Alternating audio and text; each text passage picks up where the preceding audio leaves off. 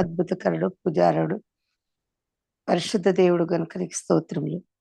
చాలినవాడు గనుక వందనాలు. నిన్న నేడు ఏకరీతిగా ఉంటూ మాకు సహాయం చేస్తున్నవాడు గనుక నిన్ను స్తుతిస్తూ ఆరాధిస్తూ నైనా ఈ సమయంలో నిన్ను ఘనపరుస్తూ ఉంటున్నాం.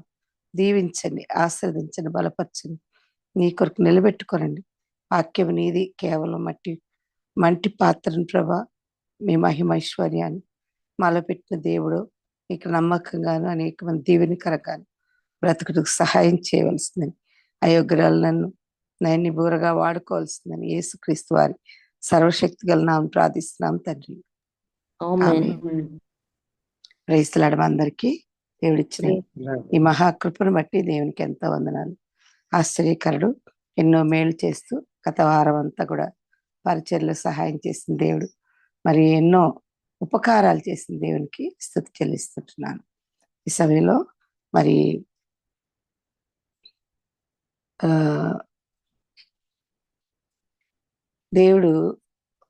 దేవుని వాక్యం నేను ఏం చెప్పాలా అని ఆలోచన చేసినప్పుడు దేవుడు ఒక మాట నాకు ఇచ్చినారు. లూకాసు వార్త 1వ అధ్యాయం 28వ వచనం, 28 మరి 30వ వచనం కూడా చదవండి. 28, 29, 30 3 చదవన్నాను. త్వరగా చదవాలి. లూకాసు వార్త వినపడుతుందా నా వాయిస్? లూకాసు వార్త 21వ అధ్యాయం 28వ వచనం, 30వ వచనం. లూకాసు వార్త మనందరికి తెలిసిన వాక్య భాగమే.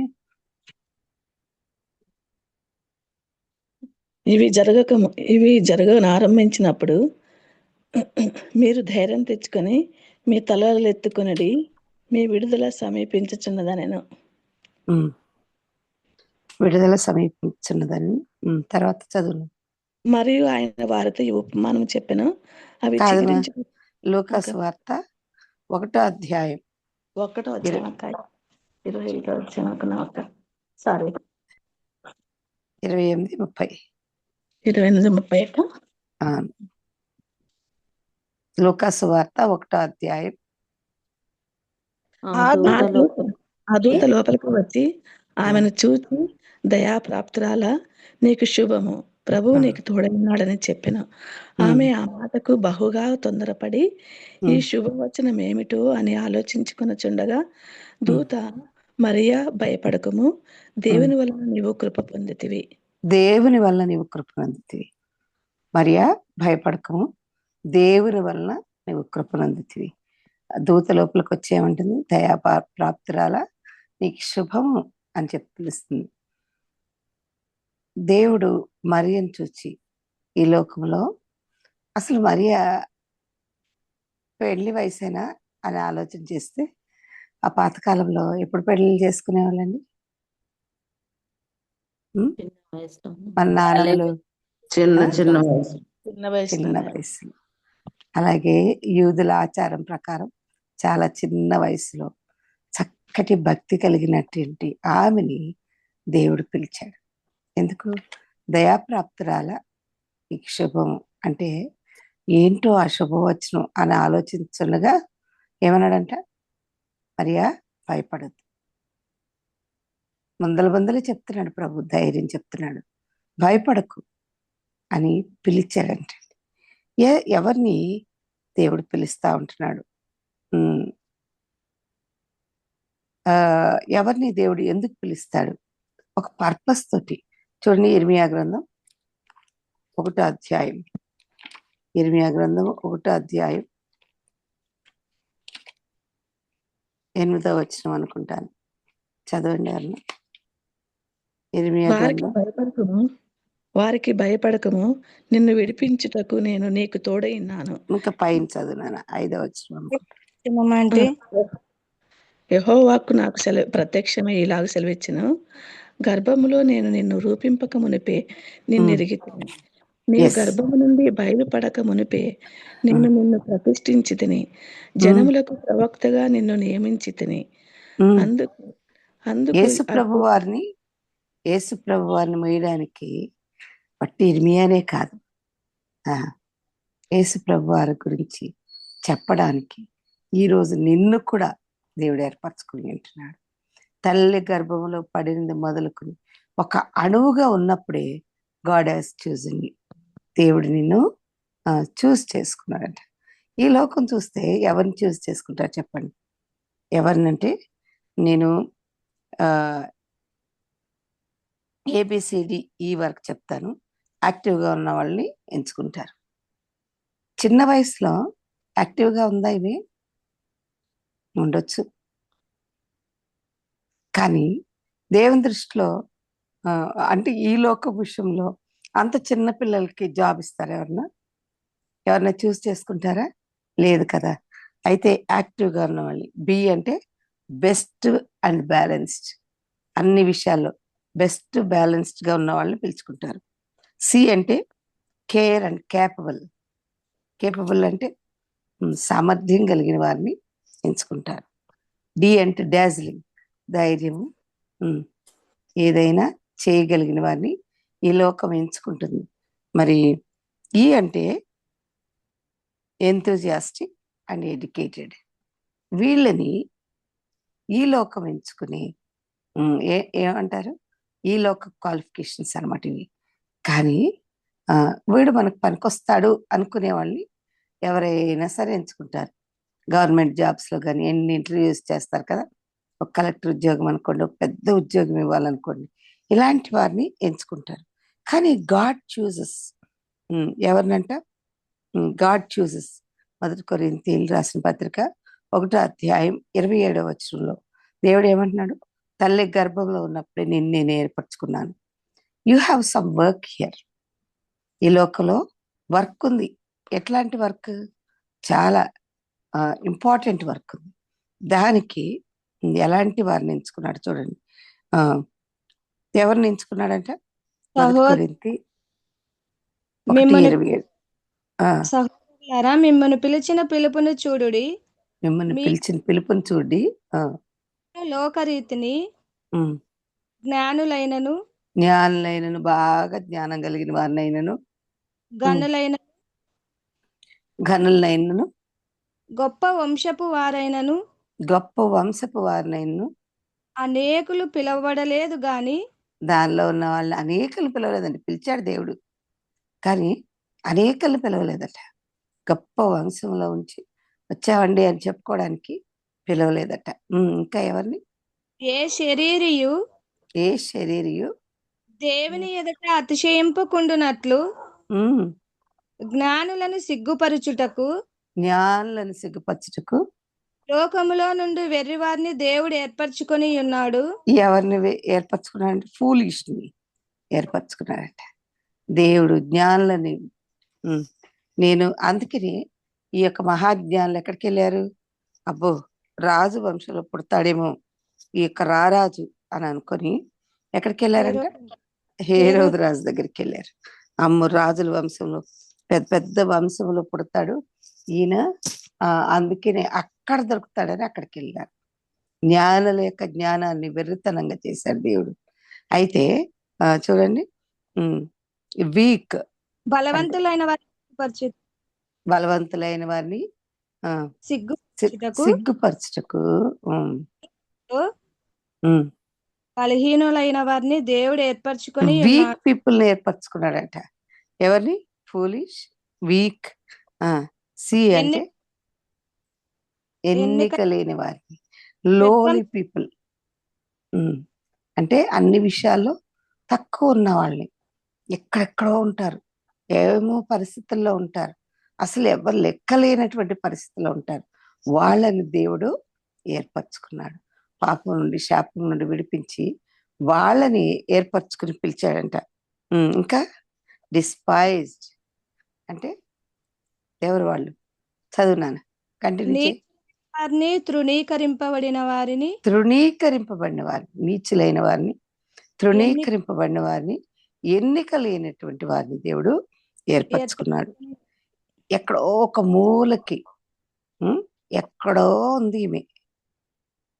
ఆ ఊర్లో నజరేతులో నుండి మంచిది ఏదైనా వస్తుందా అని చెప్పి ఒక సామెత ఉందట. అలాంటి స్థలంలో నుంచి ఈ మరీని ఎన్నుకున్నాడు. ఎవరిని దేవుడు ఎంచుకుంటాడు అంటే చూడండి, మరి చాలా మంది ఉన్నారు. చూస్తే ఆ చిన్నవాళ్ళని, పెద్దవాళ్ళని దేవునికి లెక్కలేదు. పెద్ద నయామాను బాగు చేయడానికి చిన్నదాన్ని ఎంచుకున్నాడు కదండి. ఇంకా చక్కటి వార్త చెప్పడానికి ఒక మంచి చిన్నదాన్ని ఎంచుకున్నాడు. అంతేకాదు ఒక చిన్న ఊర్లో ఒక చిన్నవాడిని ప్రభు లేపి వాడిని సాక్షిగా నిలబెట్టుకున్నాడు. ఇంకా దయ్యాలు పట్టి తిరుగుతున్న వాడిని దేవుడు ఏర్పరచుకున్నాడు. దయ్యాలన్నిటిని పోగొట్టి తన కొరకు ఒక సాక్షిగా నిలబెట్టుకున్నాడు. ఆయన పాదముల మీద కూర్చుని బట్టలు తొడుక్కొని చక్కగా కూర్చున్నప్పుడు అందరూ ఆశ్చర్యపడ్డారు. చూడండి ఎవరిని వాడుకున్నాడు. అందరూ తృణీకరించారు. వాడిని చూస్తే భయపడి పారిపోయేవాడు. అలాంటిది ఆయన సౌలు మరి దేవుడు వాడుకున్నట్టుగా చూస్తున్నాం. మార్చుకొని వాడుకున్నట్టుగా చూస్తున్నాం. ఈరోజు దేవుడు ఏమంటున్నాడంటే ఎక్స్పర్ట్ పీపుల్ కాదు కావాల్సింది, ఆయనకి ఇష్టంగా ఆయన చిత్తం చేసేవారిని. డేవిడ్ని పెద్ద గొలియాతుని చంపడానికి డేవిడ్ని వాడుకున్నాడు.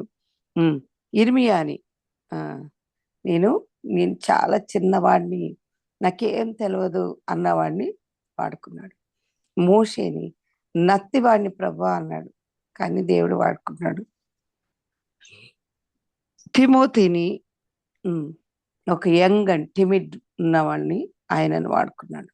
దేవుడు ఎవరిని వాడుకుంటాడు అంటే అవైలబుల్గా ఉన్న వాళ్ళని, అందుబాటులో ఉండి నన్ను వాడుకో ప్రభా, నేనున్నాను, నన్ను పంపము అని చెప్పి అడిగిన వాళ్ళని దేవుడు వాడుకుంటాడు.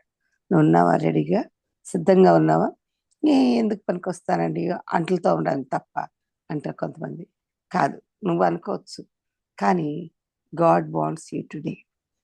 ఆయన పని చేయడానికి, ఆయనను గురించి చెప్పడానికి దేవుడు నిన్నే వాడుకుంటాడు. నీ బలహీనత ఏదైతే ఉందో దాన్ని బలపరిచి ఆయన రక్తంలో కడిగి దాన్నే వాడుకుంటాడు. చూడండి, దావీదు చేతిలో చిన్న రాయిని వాడుకున్నాడు పెద్ద గొలియాతుని చంపడానికి. ఆ చిన్న రాయిగా నువ్వు ఉండాలి. మోషే చేతిలో చిన్న కర్రను వాడుకున్నాడు, అదే చాలు. పెద్ద సముద్రాన్ని చేయి చాపు, నీ కర్ర చాపు అన్నాడు, వాడుకున్నాడు. చూసారా, ఈ చేతిలో ఏది ఉందో దాన్నే వాడుకుంటాడు దేవుడు. చిన్నవాడి చేతిలో 5 రొట్టెలు 2 చేపలు 5,000 మందికి పంపించాడు. ఎంత చిన్న చేతులతో ఇచ్చాడో కదా.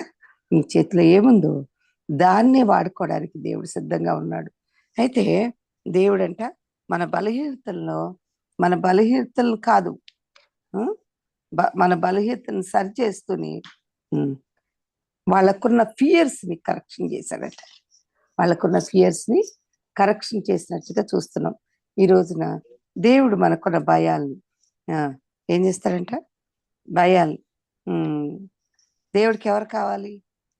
పెద్దగా గట్టిగా అరిచి ప్రసంగం చేసేవాళ్ళు కాదు కావాల్సింది. ఎవరు కావాలంట? సువార్త చెప్పేవాళ్ళు కావాలి. గాస్పెల్ అంటే చెప్పుకున్నాం. జీ అంటే గాడ్ ద క్రియేటర్ గురించి చెప్పేవాళ్ళు కావాలి. ఓ అంటే ఓన్లీ సన్ గురించి చెప్పేవాళ్ళు, యేసుప్రభు అయిన దేవుని కుమారుడు గురించి చెప్పేవాళ్ళు కావాలి. Only sun, GOS.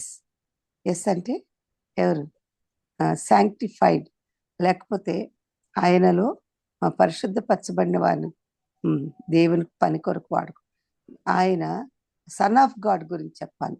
GOSP అంటే ప్రెషస్ బ్లడ్ ఆఫ్ క్రైస్ట్ గురించి చెప్పేవాళ్ళు కావాలి. GOSPE అది ఇటర్నల్ లైఫ్ ఇస్తుంది అని చెప్పేవాళ్ళు కావాలి. యేసుప్రభు రక్తము ప్రతి పాపం నుండి మనల్ని పవిత్రులుగా చేస్తుంది అని చెప్పేవాళ్ళు కావాలని ప్రభు చూస్తూ ఉంటున్నాడు. GOSPEL let the Lord Jesus be your Christ, your saviour అని చెప్పేవాళ్ళు కావాలి. ఇలాంటి వాళ్ళ కోసం దేవుడు ఎదురు చూస్తూ ఉన్నాడు. గాస్పెల్ అంటే ఏం లేదరా, గో, GO స్పెల్, వెళ్ళి చెప్పు అని అర్థం. ఈరోజు నన్ను దేవుడు అంటున్నాడు కదా, మీరు సర్వలోకములకు వెళ్ళి సర్వ సృష్టికి సువార్తను ప్రకటించమంటున్నాడు. ఇది దేవుడు వెనక్కి అప్పగించిన పని. అట్లీస్ట్ మరి 30 దంతలుగా 60 దంతలుగా 100 దంతలుగా ఫలించాలని దేవుని యొక్క ఆశ. అసలు దేవుడు 30 స్టార్ట్ చేయలేదు. నేను 100 ఫలం పొందాలి అని ఆశపడుతున్నాడు. 100 అట్లీస్ట్ 60 మందినైనా ప్రభు దగ్గర నడిపించండి. ఆ, ఎన్నున్నాయి? ఎన్ని రోజులు ఉన్నాయి? 365 రోజులు ఉన్నాయి. 60 మందినైనా దేవుని దగ్గర నడిపించలేరా? ఎన్నో ఖర్చు పెడతారు. మన మీద ఎంతో ఖర్చు అవుతుంది. మరి అవన్నీ లెక్క పెట్టుకుంటే దేవుడు అసలు మనకి ఎందుకు పెట్టాలి అని ఆలోచన చేయాలి. కానీ చాలా మంది ఏంటంటే నిర్లక్ష్యం, సోమర్తనం. నేనేం చేయగలను, నాకేం తెలుసు, అమ్మో నాకు భయం, ఈ సాకులని చెప్పకండి దేవుని దగ్గర. దేవుడు ఏమంటున్నాడు? పెద్దగా గట్టిగా అరిచి ప్రసంగం చేసేవాళ్ళు కాదు కావాల్సింది, సువార్త చెప్పేవాళ్ళు కావాలి. సువార్తలోని శక్తి ద్వారా దేవుడు పనిచేస్తాడు. Gospel has power. అందుకని మన నోట్లో ఈ మాటల వల్ల ఏం పవర్ లేదు. మనం 100 మాటలు మాట్లాడిన వేస్ట్. కానీ ఒక్కసారంట ఆయన గురించి వాక్యం చెప్పినప్పుడు ఆ వాక్యము వారి హృదయంలో ఎట్లయినా ఫలించి తిరిగి ఫలింపకుండా తిరిగి ఆయన దగ్గరికి వెళ్ళదట. దాన్ని ప్రకటించాలి. దేవుని వాక్యము వారి హృదయంలో బలమైన, అది మూలుగులు సహితం శోధించగలది. అందుకని మూలుగులు సహితం చీల్చగల దేవుని వాక్యం అది. అందుకని ఆ వాక్యం ప్రకటించడానికి దేవుడు నిన్ను పిలుస్తూ ఉంటున్నాడు. దేవుడు వాళ్ళు వీళ్ళు అని చెప్పట్లే, అందరికి చెప్పాడు. మీరు వెళ్ళి సర్వలోకమునకు వెళ్ళి సర్వ సృష్టికి నువ్వెక్కడున్నావో అక్కడే దేవుని పని చేయాలి. నువ్వెక్కడున్నావో అంతేకాదు, చుట్టుపక్కల అంతా ప్రకటించాలి. ఇది దేవుడు అంటున్నాడు కదా, ఇదిగో మీ కనులు ఎత్తి పొలమును చూడండి. కనులు ఎత్తండి. ఎందుకు ఎత్తట్లేదు? కిందయ్యే చూస్తున్నావు కనుక ఎత్తట్లే. అందుకని కన్నులు ఎత్తి పొలమును చూడి, అవి కోతకు వచ్చి ఎట్లా ఉన్నాయంట, it is ready to harvest. ఇప్పుడు కోతకాలం చేశారు కదా, కోతకాల పండుగలు అంటారు. ఈ కోతకాలం చర్చిల్లో కూడా మొదలు పెట్టారు. అసలు దాని కాన్సెప్ట్ వేరే. కోతకాలం వచ్చింది, ఇదిగో పనివారు కొద్ది మందిగా ఉన్నారు, పనివారి కొరకు ప్రార్థన చేయండి, కోసేవారి కొరకు ప్రార్థన చేయండి అని చెప్పి దేవుని వాక్యం చెప్తుంది. కానీ power not in your voice. Power దేవుని నీ వాయిస్ లో లేదు power. Not in your confidence. నీ కాన్ఫిడెన్స్ లో పవర్ లేదు, నీ ఏజ్ లో లేదు, నీ ఎక్స్పీరియన్స్ లో లేదు. కానీ దేవుని యొక్క పవర్ ఎట్లా అంటే చిన్నదైన దేవుని వాక్యం చెప్పినప్పుడు దేవుడు వాడుకుంటాడు. చిన్న అగ్గిపుల్ల అడవినంతా తగలబెట్టేస్తుంది, పెద్ద పనులు చేస్తుంది. చిన్న విత్తనము పెద్ద చెట్టు అయి కూర్చుంటుంది. చిన్నదే కానీ చిన్న విత్తనం ఒంటిగా భూమిలో పడి చచ్చి అది అనేక పండ్లని, వందలాది పండ్లని ఎలాగైతే ఫలిస్తుందో అలాగే నీవు ఉండాలి. నీ వాయిస్ చిన్న వాయిస్, నీ వాయిసే అనేక మందిని వెలిగించడానికి దేవుడు నిన్ను వాడుకోవడానికి శక్తిమంతుడు. చాలా మంది ఏమంటారంటే, అబ్బా నాకు భయం, అమ్మ నేను చిన్నోడిని, నేను ఇప్పుడు ఏం చేయాలి, నాకు ఏ క్వాలిఫికేషన్ లేదు అని చాలా మంది ఏం చేస్తారు, చెప్పకుండా ఆగిపోతూ ఉంటారు. ఏదో ఒక సాకు చెప్తా ఉంటారు. కానీ నీకున్నది నీ దేవుడు గొప్ప దేవుడు, పెద్ద దేవుడు అని గ్రహించాలి. ఆయన ఆకాశాన్ని భూమిని తన నోటి మాట సృజించిన దేవుడు రిప్రజెంటేటివ్ అని గుర్తుపెట్టుకోవాలి. నువ్వు రిప్రజెంటేటివ్. దేవుడు ఎవరిని వాడుకుంటాడు తెలుసా? ఆయన మీద ఆనుకున్న వాళ్ళని వాడుకుంటాడు. ప్రభా నువ్వే, నేనేం చేయలేను, ఎలా చెప్పాలో తెలియదు, ఎలా స్టార్ట్ చేయాలో తెలియదు, నాకు నీ కృప ఇవ్వు అని చెప్పి అడిగిన వాళ్ళని దేవుడు వాడుకుంటాడు. ఎట్లా అంటే ఆయన మీద ఆనుకున్న వాళ్ళని దేవుడు వాడుకుంటాడు. చూడండి, ఎస్తేరు చిన్నదే కానీ రాజ్యాలు చట్టాలను తిరిగి రాయించగల ఏముంది, ప్రార్థన ఉంది. అలాంటి వారిని దేవుడు వాడుకుంటాడు, ప్రార్థించే వారిని. ఆమె ఏం చేసింది, సమస్య రాగానే ఉపవాసం ఉండి ప్రార్థన చేసింది. అలాంటి వారిని దేవుడు వాడుకుంటాడు. ఇదిగో ఆమె మరియా ఏం చేసింది, లోబడింది. ప్రభు దాసురాలను, నీ చిత్తం నా పట్ల నెరవేర్చబడునుగాక అని ప్రకటన చేసింది, చెప్పిందండి. మరియా తన జీవితంలో భయపడలేదు.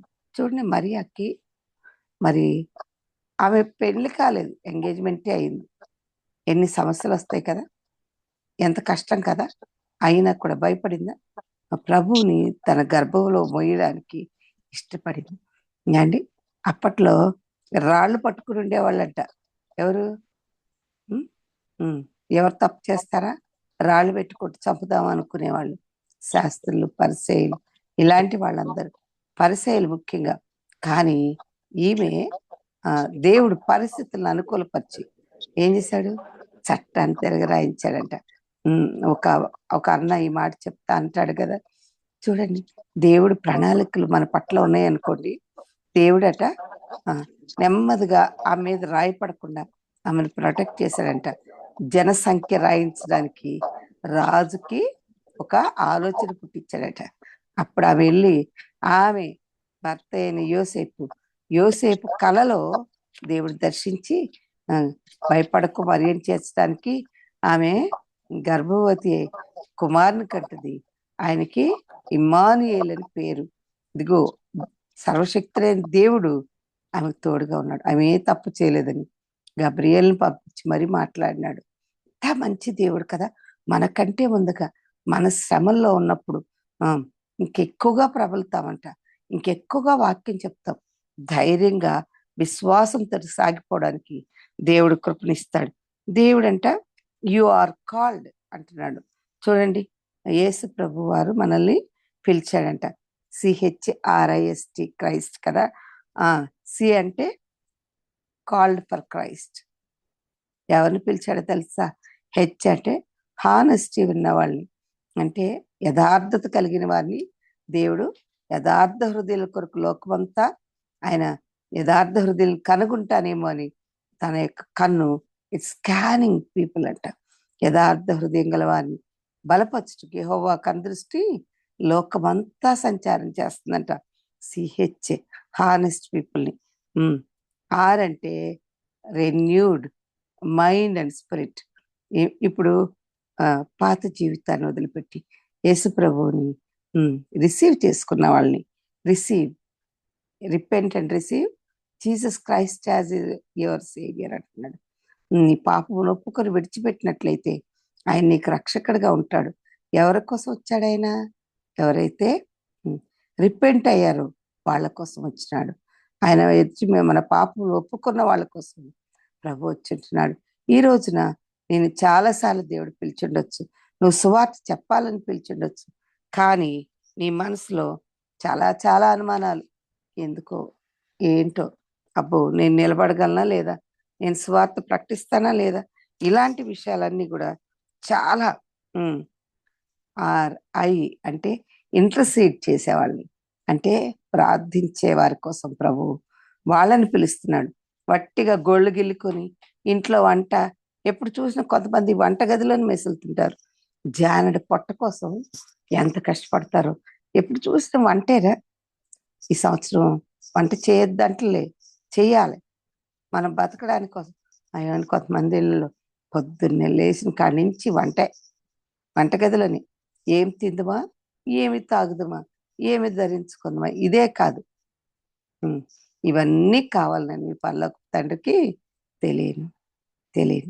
మీ జీవితాల్లో ప్రభు కోసం నిలబడినట్లయితే, అనేకుల కొరకు విజ్ఞాపన ప్రార్థనలు చేస్తున్నట్లయితే, ఇంకా నశించిపోతున్న ఆత్మల పట్ల భారం కలిగి నువ్వు ప్రార్థన చేసినట్లయితే దేవునికి నువ్వే కావాలి. ఎందుకండి ఇంటర్సీడ్ చేసేవాళ్ళు కావాలంట. CHRIS శాంక్టిఫికేషన్ అంటే ఎప్పటికప్పుడు మల్లాలు కడుక్కుంటూ ప్రభు కోసం నిలబడే వాళ్ళకి కావాలి. సాక్రిఫైస్డ్ పీపుల్ కావాలి. ఎస్ అంటే ఎవరు? యేసయ్య మన కొరకు అర్పణగాను బలిగాను అర్పించబడ్డారు.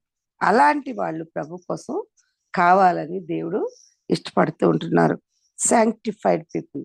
తర్వాత ట్రూత్ టెల్లింగ్ పీపుల్ కావాలి. సత్యమును గురించి చెప్పేవారు కావాలట. నువ్వేనా ఆ పర్సన్ని? క్రైస్ట్ గురించి చెప్పేవారు కావాలి. ఎందుకంటే సి అంటే కాల్డ్, ఏంటి? నువ్వు దీనికోసమే పిలువబడ్డావు. ఇంకా చూజన్, ఇంకెవరు? నువ్వు ఏర్పరచబడిన దానివి. కాల్డ్, పిలువబడిన దానివి. ఏర్ ఏర్పరచబడిన దానివి. ఎందుకు ఏర్పరిచినాడు దేవుడు అంటే ఆయనతో సహవాసం ఉండడానికి పిలిచాడట. కమ్యూనియన్ విత్ గాడ్, దేవునితోటి ఒక ఒక కమ్యూనియన్ కలిగి ఉండడానికి, సహవాసం కలిగి ఉండడానికి. కమ్యూనియన్. అందుకని ప్రతి వారం బల్ల తీసుకుంటాం మనం. ఎందుకు? అక్కడ వల్ల మనం పరీక్షించుకుంటూ కమ్యూనియన్, దేవునితో సహవాసం కలిగి ఉండడానికి దేవుడు పిలుస్తూ ఉంటున్నాడు.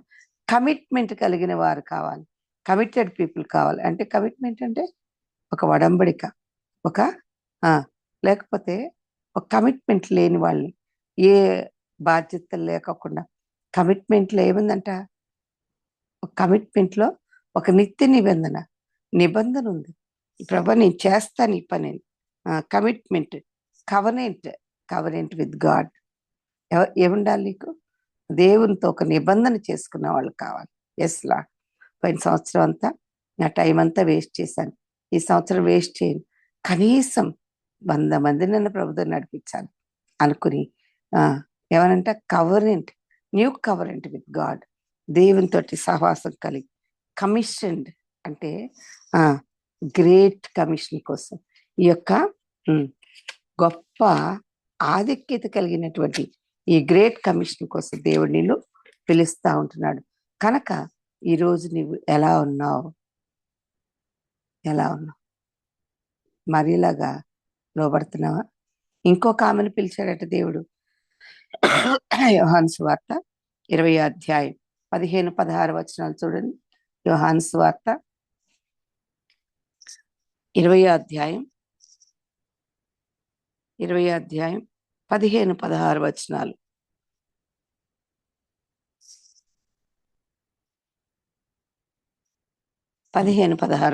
చదవండి, త్వరగా చదవండి. యోహాను సువార్త 20వ అధ్యాయం 15-16 వచనాలు.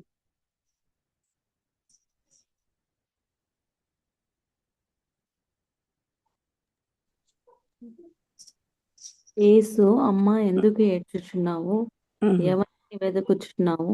ఎవరిని అని వెతుకుతున్నారు? ఆమె ఆయన తోటమాలి అనుకుని, అయ్యా నీవు ఆయనను మోసుకొని పోయిన ఎడల ఆయనను ఎక్కడ ఉంచితివో నాతో చెప్పుము, నేను ఎత్తుకుని పోదునని చెప్పాను. వారు మరణం పొందిన తర్వాత ఎవరంట అక్కడికి వచ్చింది? ఆ మరియ పేరేంటి? మగ్దలేని మరియ. ఏం చేసింది? ఒకప్పుడు పాపములో, శాపములో, అంధకారమైన మనసులో ఉన్నటువంటి ఆమెని ప్రభు వెలిగించాడు. వెలిగించిన తర్వాత ఆమె ఏమంటుంది? ఇదిగో నా కోసం సులువ మీద మరణం పొందిన ఆయన ఎక్కడున్నారు చెప్పండి. ఆయన ఎవరో ఎత్తుకుపోయారు. మనకి ఎట్లా ఉంటుంది తెలుసా? ప్రభు పక్కనే ఉంటాడు, ఆయన లేనట్టుగానే ఫీల్ అవుతాం. ఆయన ఎవరో ఎత్తుకుపోయారు, నాకు ఎక్కడున్నాడు చెప్పండి, నేను ఆయన్ని మోసుకొని పోతాను. అప్పుడు ఆయన అంటున్నాడు కదా, ఆయన లేచి ఉన్నాడు, ఆయన ఎక్కడ లేడు. అమ్మా ఎందుకు ఏడుస్తున్నావు? ఎవరిని వెతుకుతున్నావు? ఎవరిని? You are searching God in dead people, God's love in dead people. కొంతమంది మనం అంతే, మనకు బాధ వచ్చింది అనుకోండి, చచ్చిపోయిన వాళ్ళల్లో, మృతులైన వారిలో యేసు ప్రభుని వెతుక్కుంటాం. ఇదిగో మృతులైన వాళ్ళు చూడండి, చాలా మంది. మా ఆయనండి, నేను ఆయనని ఎంత ప్రేమించాలి, తప్పకుండా ప్రేమించాలి. కానీ చచ్చిపోయిన వాళ్ళలో దేవుని ప్రేమ వెతికితే నేను ఎంత ప్రేమిస్తాను? ఆయన అసలు నన్ను ప్రేమించడండి. ఎన్ని చేస్తాను ఆయన కోసం, ఆయన నా కోసం ఏం చేయడండి అని నేను నవ్వుకుంటాను. ఎందుకని? చనిపోయిన వారిలో మంచి వాసన వస్తుందా? పురుగులు పట్టి గబ్బు వాసన కొడతారు. వాళ్ళలో దేవుని ప్రేమ వెతకడం ఏంటి? నిజంగానే మనిషి చచ్చిన వారిలో దేవుని ప్రేమ వెతుకుతారు చాలా మంది. వెతకొద్దంటలే, వాళ్ళు కూడా ప్రేమించే వాళ్ళు ఉన్నారు. కానీ మంచి అన్ని ఎక్కడి నుంచి వస్తాయి? సువాసన ఎక్కడి నుంచి వస్తుంది? ఉం? ఉం. వీళ్ళే సుగంధ ద్రవ్యాలన్నీ పట్టుకొచ్చారంట. ఎందుకని? వాసన వస్తా ఉంటాడేమో ప్రభు, 3 రోజులు అయిపోయింది కదా అని సుగంధ ద్రవ్యాలు పట్టుకొని వచ్చి, ఆయన ఎక్కడున్నాడు చెప్పండి, నేను మోసుకుపోతా అంటుంది. ఎంత ధైర్యం కావాలి కదా ఆ స్త్రీకి. అవునండి, ఈరోజు ప్రభువుని మోసుకొని పోయేవారు కావాలి. నువ్వు చనిపోయిన ప్రభువుని కాదు, తిరిగి లేచినటువంటి ప్రభువుని, సువార్తని మోసుకొని పోయే ఆ ధైర్యాన్ని నువ్వు కలిగి ఉండి సువార్తను ప్రకటించడానికి నువ్వే ముందుండాలి. ఆదివారం తెల్లవారుజామునే పోయిందంట సమాధుల దగ్గరికి. ఎంత ధైర్యం కదా! ఇట్లాంటి ధైర్యవంతులు కావాలి ప్రభుకి. ప్రభువుని మోసుకుని పోయేవారు కావాలి. నువ్వు ఉన్నావా? ఇంకా చచ్చిపోయిన వారు వారిలో వెతుకుతున్నావా? అమ్మా, ఎందుకు ఏడుస్తున్నావు? ఏం కావాలి నీకు? ఎవరిని వెతుకుతున్నావు అని అడుగుతున్నాడు. ఎవరిలో వెతుకుతావు? ఏమని వెతుకుతావు? నీకు కావాల్సింది ఏంటి? తిరిగి లేచినటువంటి ప్రభువా, ఆయన ప్రేమను చనిపోయిన వారిలో ప్రకటించద్దు. ఇదిగో సజీవుడు, ఆయన లేచి ఉన్నాడు, వెళ్ళి నీ సహోదరులకి ఈ మాట ప్రకటించు అని చెప్తున్నాడు. ఆయన మన సహోదరులకి, మన ఇంటి వారికి, మన చుట్టుపక్కల ఉన్న వారికి ప్రభుని గురించి ప్రకటించేయాలి. దేవుడు కృపనివ్వాలి. ఇలాంటి మగ్దలేని మరియలు కావాలి. లూకా సువార్త 10వ అధ్యాయం 41వ వచనం చూద్దాం. చూడండి, అదొకటి చూసుకుని మనం ముందుకు వెళ్ళిపోదాం, ప్రార్థన చేసుకుందాం. మరి లూకా సువార్త చూడండి, లూకా సువార్త 10వ అధ్యాయం 41వ వచనం. అందుకు ప్రభువు, మార్తా మార్తా, నీవు అనేకమైన పనులను గూర్చి విచారం కలిగి తొందరపడుచున్నావు, గాని అవసరమైనది ఒక్కటే. అవసరమైంది ఒకటే చేయాలి. అనేక పనులు ఉంటుంది, ఎన్నెన్నో పనులు పెట్టుకుని టైం అంతా పోగొట్టుకుంటున్నాం. కానీ ఈ సంవత్సరం ఒక కమిట్మెంట్లోకి రావాలి. ఏమని? నా సమయాన్ని పోనివ్వను. అమ్మో, చాలా మంది ఉన్నారు నేను నడిపించాల్సింది. ఒకవేళ ఈ సంవత్సరంలో దేవుడు పిలిస్తే మార్తా మార్తా, కంప్లైంట్ కూడా చేస్తుంది. నేను కూడా కంప్లైంట్ చేస్తాను చాలాసార్లు, పనులు రావట్లే. అమ్మో, చాలా పనులు ఉన్నాయి.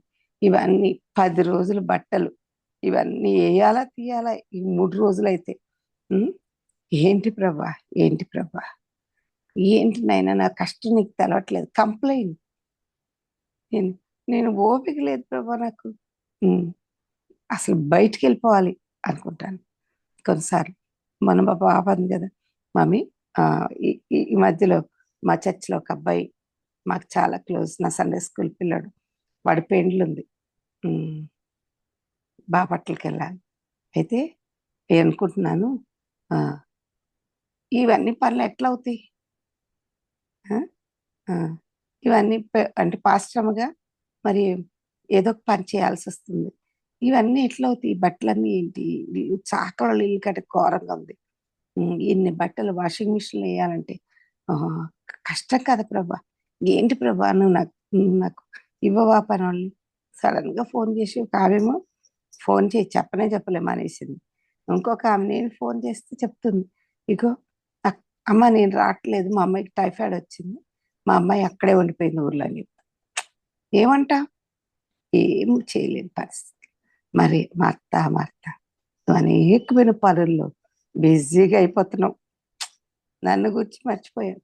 మరియా ఉత్తమమైన దాన్ని ఎందుకుంది, ఆయన పాదంలో ఎద్దు కూర్చోవడం నేర్చుకుంది. This is what we have to learn in this year. ఏంటి? ఆయన పాదంలో ఎద్దు కూర్చుని అనేక ఆత్మల కోసం గోజాడాలి. మనం సువార్త చెప్పాలి అని దేవుడు ఆశపడుతున్నాడు. ఎట్లా అంటే, నేను ఎంతో మీకు చెప్పినట్టు గుర్తుంది మరి తెలియదు, ఒక సైంటిస్ట్ అంట ప్రతిసారి మంచి పెద్ద పెద్ద మీటింగ్స్లోకి వెళ్ళి ఏం చెప్పాడట, ఇగో నేను ఇది కనిపెట్టాను, ఇలా కనిపెట్టాను, అలా కనిపెట్టాను అని అన్ని చెప్తా ఉండేవాడంట. ఈ డ్రైవరు ఎంత మంచి పేరుంది దీనికి అని లాస్ట్లో కూర్చుని అంతా వినేవాడట. ఈసారి అట్లా వినుకుంటా వినుకుంటా వినుకుంటా ఆయన దగ్గర నమ్మకంగా పనిచేయడం మొదలు పెట్టాడట. ఒక రోజున ఒక్కొక్క రోజు 3, 4, 5, 6 మీటింగులకు కూడా వెళ్ళేవాడట. బాగా అలసిపోతున్నాడంట యజమానుడు. అలసిపోతా ఉంటే ఒకరోజు అన్నాడంటే, సార్ ఎంత బాగా చెప్తారండి మీరు, ఇవన్నీ ఎట్లా కనుక్కున్నాడంటే, దేవుడు నాకు జ్ఞానం ఇచ్చాడమ్మా, అదిగో ఆ జ్ఞానంతోనే, నా జ్ఞానం కాదు ఇది, దేవుడిచ్చిన దయ అన్నాడట. అయితే ఇంత మంచి పేరుంది నిజంగా. నేను చాలా ఐఎమ్ బ్లెస్డ్, ఎందుకంటే మీకు డ్రైవర్గా నన్ను పెట్టుకున్నందుకు చాలా వందనాలయ్యా అని చెప్పాడట. అయితే ఒక రోజున ఈయన మంచి ప్రార్థన పరుడట. ఆ అబ్బాయి కూడా మంచి ప్రార్థన పరుడట. ఆయన ప్రభుదని నడిపించాడంటండి ఈ సైంటిస్ట్ గారు. చెప్పిన తర్వాత ఒక రోజున చెప్పాడట, బాగా అలసిపోయి ఉన్నాను, కొద్దిసేపు పడుకుంటాను, మన మీటింగ్ వచ్చే వరకు అంటే, అగో పడుకున్నాడంటండి. ఆ కార్లో రిలాక్స్డ్ పడుకున్నాడు. మీటింగ్ టైం అయిపోతుంది, వచ్చేసాడు. అందరు ఎదురు చూస్తా ఉన్నారట. సార్ మీకు ఫోన్లు వస్తున్నాయి కదా, ఈ డ్రైవర్ అటెండ్ అవుతున్నాడంటే ఫోన్స్ అని. సార్ ఒక్క నిమిషంలో వచ్చేస్తున్నామండి అని. లాస్ట్ మీటింగ్ అంట, 7:30, 8 అవుతుందట. అందరూ వందల మంది అక్కడ ఉన్నారట. అయితే డ్రైవర్కి చెప్పాడు. డ్రైవరు అప్పుడప్పుడు అనేవాడట, సార్ ఈ పాయింట్ మర్చిపోయారు కదా మీరు అనేవాడంట. ఏంటి అన్ని సార్లు అన్ని విని ఈ డ్రైవర్కి వచ్చేసింది అనమాట, ఏమేం చెప్తాడో, నెక్స్ట్ ఏం చెప్తాడో అని. అయితే ఆయన అన్నాడంట, హే నీకు అన్నీ తెలుసు కదరా, నేను రాలేను కానీ నువ్వు వెళ్ళిపో, నా డ్రెస్ ఇచ్చేస్తాను నీకు, నువ్వు వెళ్ళిపో అన్నాడట. సార్ డ్రెస్సు, స్పేర్ డ్రెస్సులు ఉంటాయి కదా, అందులో ఒక డ్రెస్ వేసుకున్నాడట. వేసేసుకుంటే వేసుకొని వెళ్ళి టకా టకా టకా చెప్పేశాడంటండి. ఈయనే సైంటిస్ట్ అనుకుని అందరు వెల్కమ్ చేస్తే లోపలికి వెళ్ళంగానే దండలు ఇచ్చారంట. ఈ లోపల అంత పొంగిపోతున్నాడంటే ఈయన. వెళ్ళిపోయి అక్కడికి వెళ్ళి మొత్తం ప్రసంగం చెప్పేశాడట. ఏమేమి విన్నాడు అన్నీ నోటెడ్ అంట వాడికి. అన్నీ చెప్పేసిన తర్వాత ఒక్క నిమిషం ఆగండి సార్ అన్నాడట. అక్కడ ఉన్నవాళ్ళు వీ హ్యావ్ అ క్వశ్చన్ అన్నాడట. స్ట్రక్ అయిపోయాడు. ఏం చేయాలి ఇప్పుడు అని ఆలోచన చేశాడట. ఏం చేయాలి అని ఆడికి ఏమి ఎక్స్ప్లెయిన్ చేయాలో తెలవట్లేదు. ఓష్ ఇంతేనా, ఉండండి మా డ్రైవర్ని పిలుస్తాను, ఆయనకి తెలుసు, బాగా తెలుసు అన్నాడంట. ఈ డ్రైవర్ డ్రెస్ అక్కడ పెట్టాడు కదా, డ్రైవర్ నువ్వు తొందరగా రావాలి, ఇదిగో ఈ క్వశ్చన్కి ఆన్సర్ చేయాలి నువ్వే అన్నాడంట. అనగానే వెంటనే ఈయన డ్రైవర్ డ్రెస్ వేసుకొని సైంటిస్ట్ గారు ఏం చేశాడు, వెళ్ళి జవాబు చెప్పేశాడట.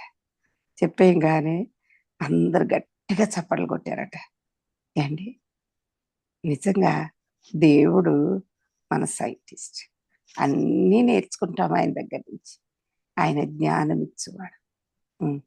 ఆయన దగ్గరికి వెళ్ళినప్పుడు ఆయన తప్పకుండా మనకి మన చిక్కు ప్రశ్నలకి, మన చిక్కు వీటన్నిటికీ జవాబిస్తాడు.